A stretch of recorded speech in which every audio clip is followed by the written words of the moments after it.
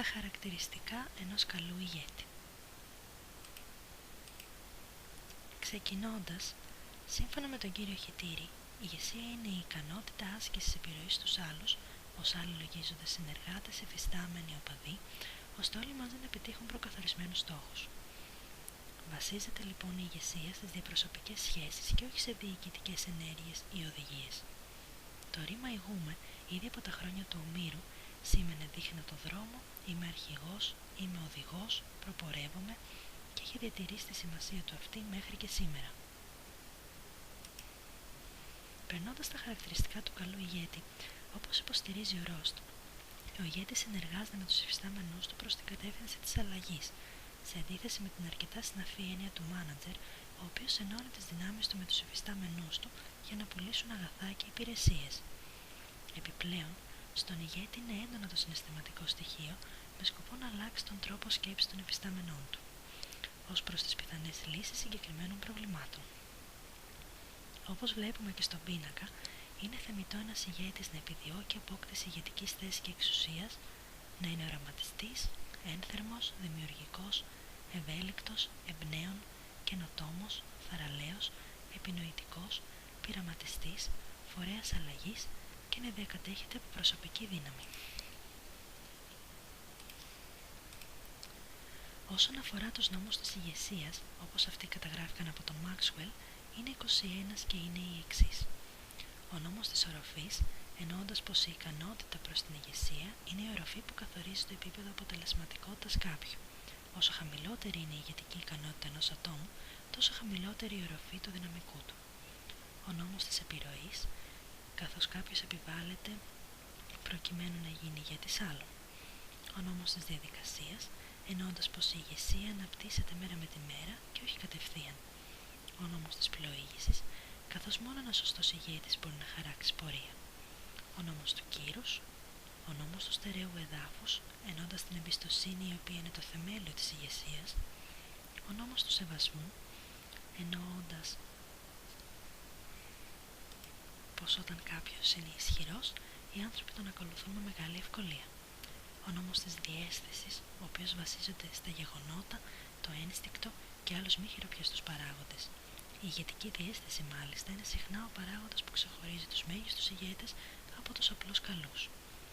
Ο νόμος του μαγνητισμού, ο νόμος της επαφής, εννοώντας την επικοινωνία με τους άλλους, ο νόμος του στενού κύκλου, καθώς ο στενός κύκλος ενός ηγέτη οφείλει να είναι δυναμικός, ο νόμος της ενδυνάμωσης, καθώς μόνο οι ηγέτες που αισθάνονται ασφαλείς δίνουν δύναμη στους άλλους, ο νόμος της αναπαραγωγής, τον οποίο μπορούμε να συσχετίσουμε άμεσα με τον νόμο της κληρονομιάς που θα δούμε στο τέλος.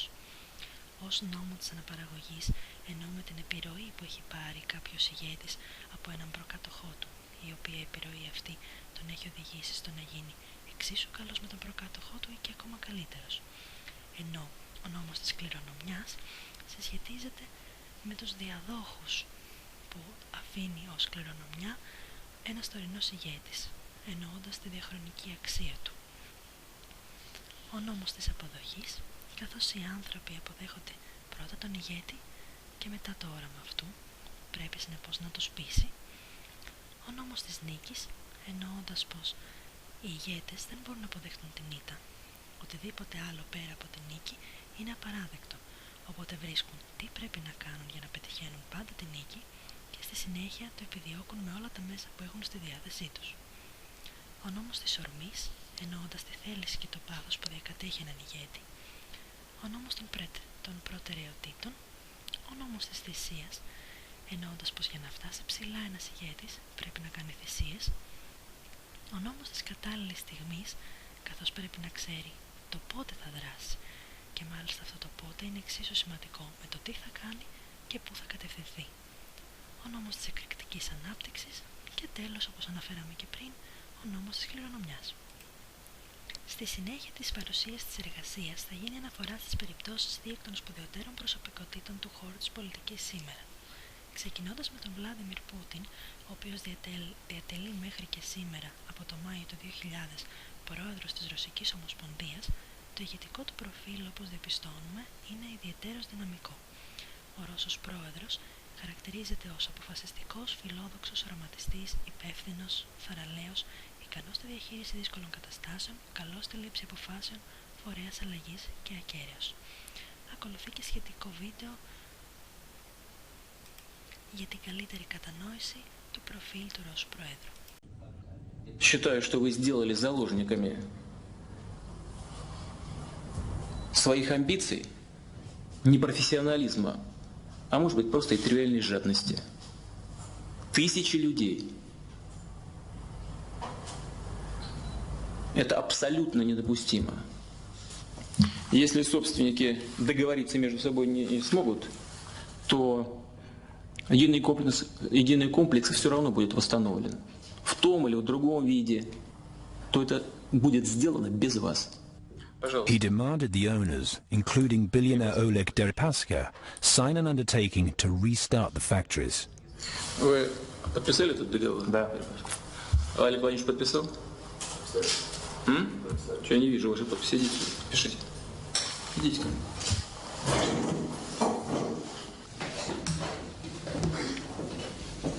Этот договор.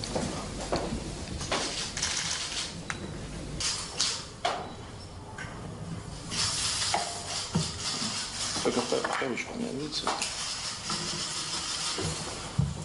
Classic Putin.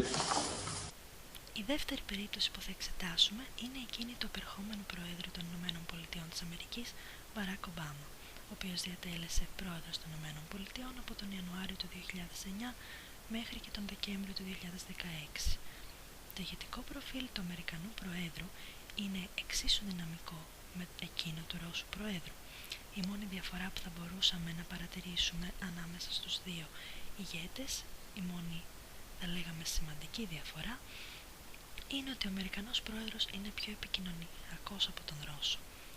Ο Αμερικανός Πρόεδρος χαρακτηρίζεται λοιπόν ως φιλόδοξος, οραματιστής, εμπνέων, ικανός στη διαχείριση δύσκολων καταστάσεων, καλός στη λήψη αποφάσεων, φορέας αλλαγής, επινοητικός και καινοτόμος.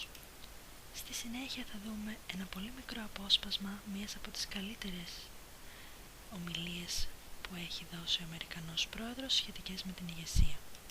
When a leader tries to change the rules in the middle of the game just to stay in office, it risks instability and strife, as we've seen in Burundi. And this is often just a first step down a perilous path. And sometimes you'll hear a leader say, well, I'm the only person who can hold this nation together. If that's true, then that leader has failed to truly build their nation. You look at Nelson Mandela. Madiba, like George Washington, forged a lasting legacy, not only because of what they did in office, but because they were willing to leave office and transfer power peacefully.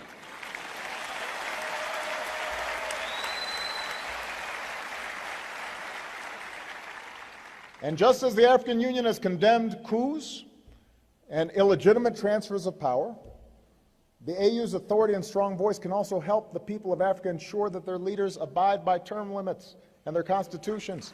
Nobody should be president for life. And your country's better off if you have new blood and new ideas. I'm still a pretty young man.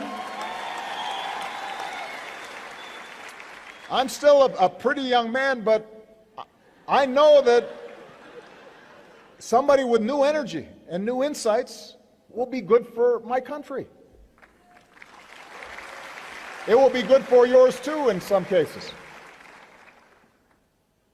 Στα συμπεράσματα, η ικανότητα επιρροής του ηγέτη εξαρτάται τόσο από τον ίδιο όσο και από τους άλλους, αλλά και από την κατάσταση συνθήκη στην οποία βρίσκονται οι δύο πλευρές και θα πρέπει να αλληλεπιδράσουν. Ο τρόπος με τον οποίο κάθε ηγέτης επηρεάζει τους υφιστάμενούς του διαφέρει τόσο από ηγέτη σε ηγέτη, όσο και από τη μία κατάσταση στην άλλη. Οι αρχές της ηγεσίας αντέχουν στο χρόνο, είναι απαράβατες και ακλόνητες.